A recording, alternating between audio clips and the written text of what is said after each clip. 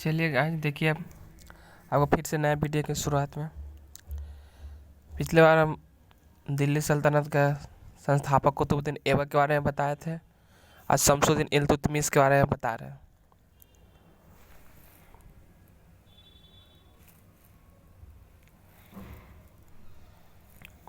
इल्तुतमिश का अर्थ साम्राज्य का स्वामी है। इल्तुतमिश या अल्मस इलवरी तुर्क था। उसका पिता इलाम खां इलवरी जनजाति का सरदार था।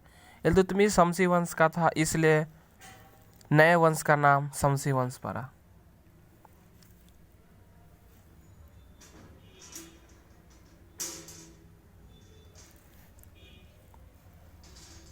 कुतुबुद्दीन ऐबक ने इल्तुतमिश को खरीदने की इच्छा प्रकट की थी, तो सुल्तान ने दासों का व्यापारी की आज्ञा दी। इल्तुतमिश को दिल्ली ले जाया। दिल्ली का कुतुबुद्दीन ऐबक ने उसे अपने दास के रूप में खरीदा।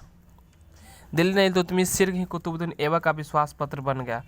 उसे सरजनादार शाही अंगरक्षकों का सरदार नियुक्त किया। किसका? सरजनादार।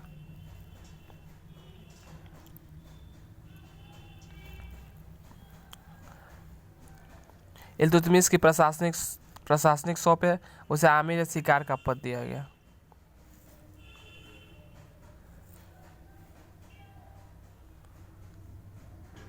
आमिर शिकार का पद दिया गया। 1205 ईस्वी इल्तुतमिश का ऐबक ने दास्ता से मुक्त कर दिया। इसके बाद उसे कहाँ का बदायूं का प्रशासक नियुक्त किया गया। ऐबक ने अपनी एक पुत्री का विवाह भी किया। इल्तुतमिश को गुलामों का गुलाम क्यों कहा जाता है? क्योंकि कुतुबुद्दीन ऐबक खुद एक गुलाम थे मोहम्मद गोरी का, और कुतुबुद्दीन ऐबक का पुत्री का विवाह हो गया इल्तुतमिश के। वो खुद गुलाम और ये भी गुलाम, तो मतलब गुलामों का गुलाम इल्तुतमिश। क्वेश्चन पूछ देता है कि गुलामों का गुलाम किसे कहा जाता है? तो इल्तुतमिश को। भारत में तुर्की शासन का वास्तविक संस्थापक इल्तुतमिश को माना। भारत में मुस्लिम परिषद का वास्तविक शुभारंभ इल्तुतमिश से होता है। इसने कुतुब मीनार का बनवाकर पूरा किया। राज्य का सिटी कुतुब मीनार का निर्माण किसने करवाया था? तो स्टार्टिंग नींव किसने डलवाया था? कुतुबुद्दीन ऐबक ने।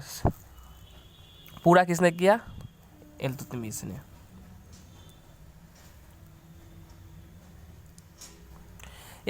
इल्तुतमिश ने एकता व्यवस्था शुरू की थी, जिसके अंतर्गत सभी सैनिक और गैर सैनिक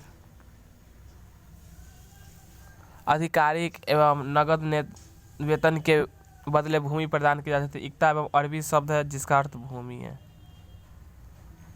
यह भूमि एकता था, इसे लेने वाले इक्तेदार कहलाते थे।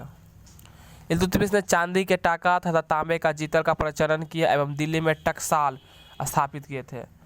टकों पर टकसाल का नाम लिखने की परंपरा भारत में प्रचलित करने का श्रेय इल्तुतमिश को जाता है। सिक्के पर शिव की नंदी और चौहान घुड़सवार अंकित होते थे। शिव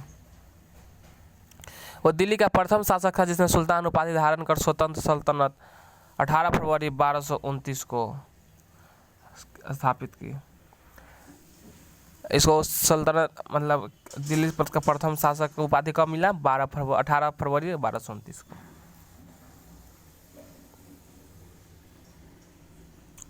उसे बगदाद के खलीफा से मान्यता प्राप्त की और ऐसा करने वाला वो प्रथम मुस्लिम शासक था। उसे 40 योग्य तुर्क सरदार को एक दल चालीसा बनाया। क्या बनाया? दल चालीसा, जिसे चहलगानी का गठन किया, जिसने इल्तुतमिश की सफलताओं में अपना महत्वपूर्ण योगदान दिया। 1221 ईस्वी चंगेज खान के नेतृत्व में मंगोल सेना ख्वारिज़्म के राजकुमार जलालुद्दीन मंगवर्नी के पीछा करते हुए दिल्ली की सीमा में आ पहुंचे, लेकिन इल्तुतमिश ने मंगवर्नी का शरण देने से मना कर दिया। चतुराई पूर्वक दिल्ली के मंगोलों के आक्रमण से बचा लिया।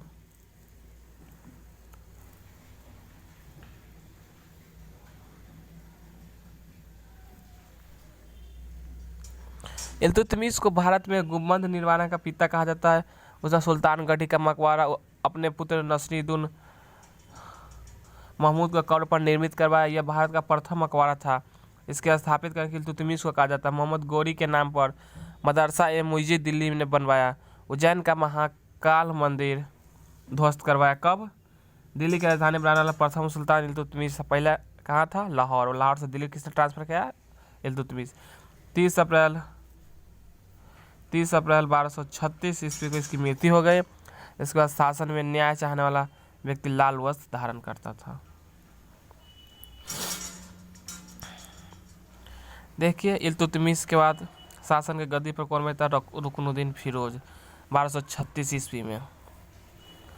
इल्तुतमिश ने अपनी मृत्यु के पूर्व अपना राज अपनी पुत्री रजिया को सौंपने की इच्छा व्यक्त की थी। इसका कारण यह था कि उसकी योग्य और बड़े पुत्र लखनौती के शासक नसीरुद्दीन महमूद की मृत्यु हो चुकी थी तथा छोटा पुत्र रुकनुद्दीन फिरोज शाह एक दुर्बल तथा असक्षम व्यक्ति था। दुर्भाग्यवश इल्तुतमिश की यह इच्छा पूरी नहीं हो सकेगी। तुर्क अमीर एक स्त्री को राज्य करते हुए देखना अपना अपमान समझता था। अनेक तुर्क अमीरों फिरोज शाह की माता शाहुर्तकन और उन अभिव्यक्तादारों को षड्यंत्र पर रुकनुद्दीन फिरोज शाह को 1236 ईस्वी में गद्दी पर बैठा दिया।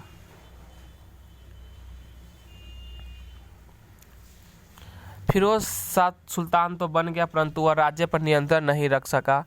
वास्तविक सत्ता के हाथों में चली गई। वह एक क्रूर महिला थी। इल्तुतमिश ने छोटे पुत्र कुतुबुद्दीन को अंधा करवाकर उसकी हत्या करवा दी गई।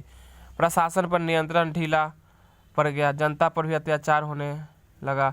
फलतः पूरे राज्य में असंतोष विद्रोह छा गया। फिरोज शाह को अपने भाग्य भोग विलास से छुट्टी नहीं थी।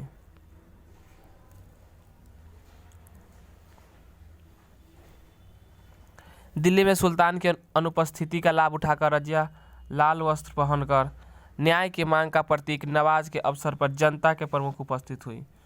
उसने शाह के अत्याचारों एवं राज्यों के फैली अर्थव्यवस्था का वर्णन किया। आश्वासन दिया कि शासक बनकर वह शांति एवं व्यवस्था स्थापित करूंगी। रजिया से तुर्क आमिर और अन्य व्यक्ति प्रभावित हो उठे। कुछ जनता ने राजमहल पर आक्रमण कर गिरफ्तार कर लिया एवं रजिया को सुल्तान घोषित कर दिया। फिरोज शाह जय विद्रोही से भयभीत होकर दिल्ली पहुंचा तब उससे भी कैद कर लिया गया और उसकी हत्या कर दी गई। नवंबर 1236 ईस्वी में रजिया सुल्तान को प्रतिष्ठित हो गई। अगला वीडियो में रजिया सुल्तान पढ़ेंगे 1236 ईस्वी में। आज का वीडियो यहीं तक। Thank you.